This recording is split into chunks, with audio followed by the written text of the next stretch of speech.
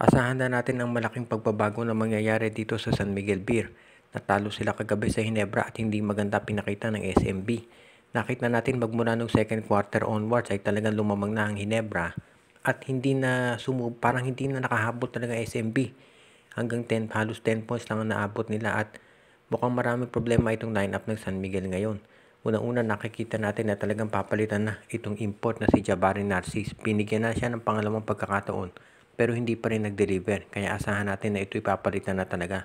Kung si Chris Macolo o si Benny Boatwright ang kapalit, hindi pa natin natitiyak. Pero sigurado na sa susunod ng game, hindi na si Narcis ang import ng SMP.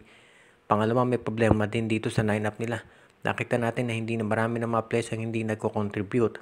Kaya mukhang kinakailangan ng i-trade dyan. Kabilang doon sa mga nababanggit na pwedeng i-trade dito ng SMB ay itong si Simon Enciso, itong si Jeron Teng, baka si Jericho Cruz ma-trade na rin.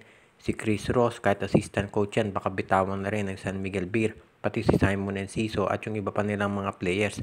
Baka pati si Moto Tua, bitawan na rin. Mukhang kinakailangan na mag-revamp ng SMB dahil tinagal na nga nila si George Ganet. Binalik na si Coach Leo Austria. Pero ito nag-i-struggle pa rin ng San Miguel. 3 sunod na yung talo ng San Miguel. 2 sunod sa Eastern, ngayon naman sa Barangay Ginebra. 3-4 na ang record ng San Miguel. At kapag sila natalo pa sa susunod na laro, malaki ang tsansa na baka hindi sila makaabot ng playoffs. At syempre, hindi yan katanggap-tanggap sa SMC. Kaya abangan na lang natin kung anong magiging pagbabago dito sa San Miguel. Ang maliwanag, magkakaroon ng matinding changes dyan. Dahil siguradong kinakailangan ng SMB na makabawi. Pero unang-una, pauuwiin sigurado yung import nila. Pangalawa, magkakaroon ng mga trades dyan sa iba't ibang mga players ng San Miguel. Kaya abangan na lang natin kung anong magiging sitwasyon dito sa SMB, kung sino-sino ang aalisin na nila. Hindi naglaro ito si Jamie Malonzo dito sa laban ng Ginebra kontra sa SMB. Pero hindi naman ito masyadong na-miss ng Ginebra dahil ang ganda ng pinakita ni Troy Rosario maski na yung iba pang mga players ni Coach Tim Cone. Wala pang ibinigay na dahilan dito pero siguro sa paniwala ni Coach Tim ay hindi pa masyadong ready itong si Malonzo. Ang balita kasi ay na-activate na dito sa lineup nila itong si Jamie Malonzo. Ibig sabihin, part na siya ng lineup pero nagdesisyon si Coach Tim na hindi muna siya gamitin.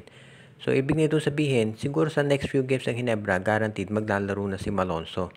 Ang importante kasi dito, hindi yan ilalagay o i-activate ng Barangay Ginebra kung sa paniwala nila ito hindi pa ready.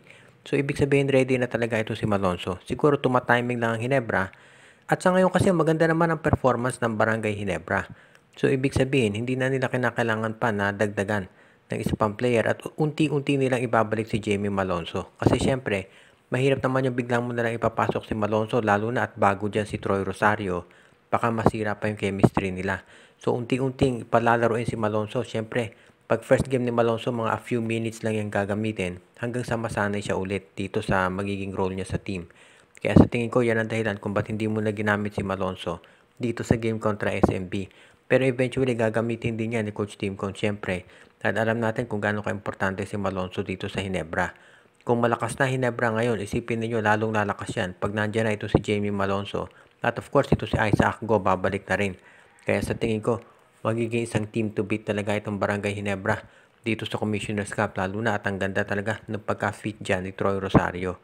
Kaya asahan na lang natin na magiging maganda ang performance dito ng Barangay Ginebra sa Commissioner's Cup. At of course, pagdating ng Philippine Cup, dyan natin talaga makikita rin yung lakas ng Ginebra dahil nandyan na nga ito si Troy Rosario at magkakaroon pa sila ng mas magagandang mga chances na madagdagan pa yung corona ni Coach Tim Cone at ng Gene Kings.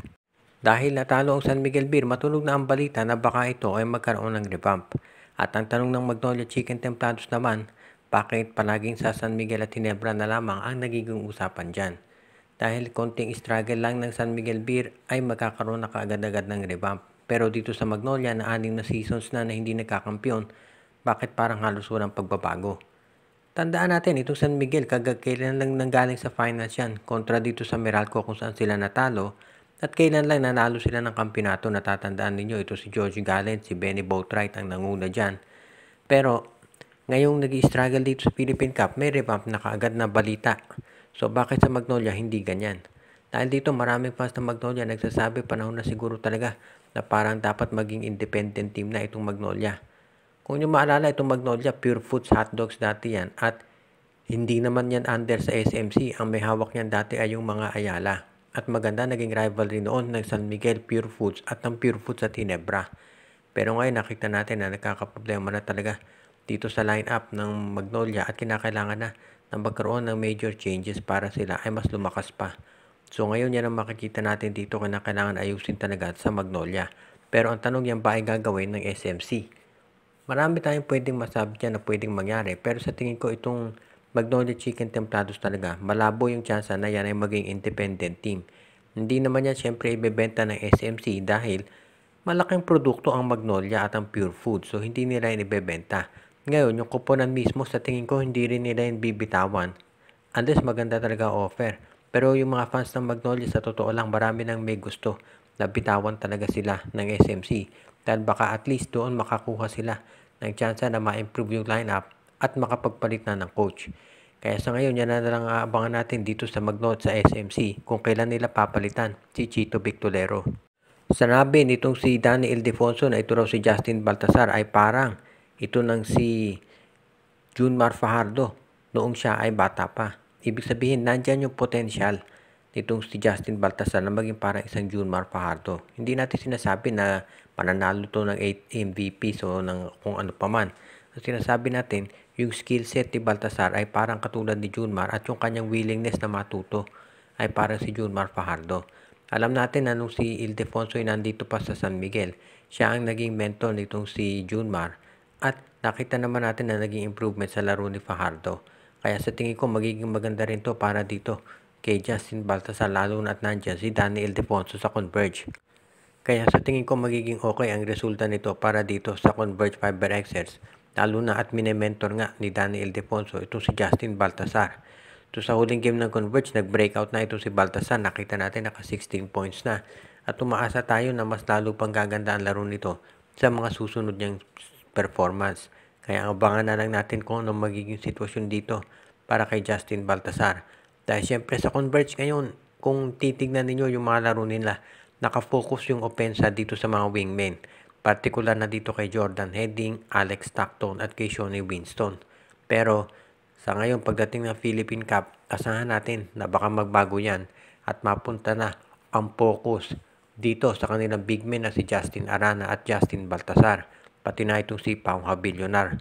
Kaya sa ngayon makikita rin natin dito na itong Converge maganda yung pagkakuha ng import nila. Bagay na bagay dito sa kanilang lineup. At yan ang dahilan kung bakit masasabi natin na okay talaga yung kanilang performance ngayon. Pagdating naman dito sa mga posibleng trades, medyo standby muna sila dahil sinabi ni Assistant Coach Charles Chu, masaya na raw sila dito sa lineup ng Converge Fiber Xers sa ngayon.